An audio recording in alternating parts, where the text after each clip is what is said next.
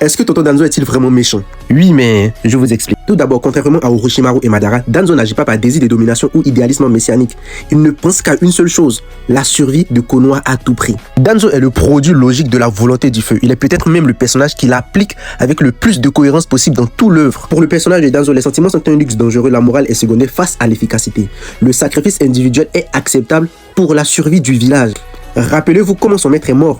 Il s'est sacrifié pour ses élèves car il estimait que c'était eux l'avenir de Konoha. Comme beaucoup de personnages dans Naruto, Danzo ne croit pas que le monde puisse être pacifié. Il part du principe que la guerre est permanente, même lorsqu'elle est invisible. Et il a raison, l'histoire du monde des ninjas lui donne complètement raison. Pour moi, sa seule erreur est de croire que la fin justifie toujours les moyens. Le mec se place volontairement dans l'ombre, il accepte d'être haï, de se salir des mains et de devenir le mal nécessaire. Il est juste cohérent envers lui-même et envers sa foi. Il faut protéger le village à tout prix, quitte à effacer les Uchiwa. Le massacre des Uchiwa n'est pas une vengeance personnelle, mais c'est une solution politique extrême dans un système qui refuse le dialogue réel. Là encore, Danzo agit là où les dirigeants officiels hésitent. C'est pourquoi Danzo respecte profondément Itachi, parce qu'Itachi incarne exactement ce que Danzo valorise. Le sacrifice total de soi, le choix du village contre son propre clan, l'acceptation d'être haï pour préserver la paix.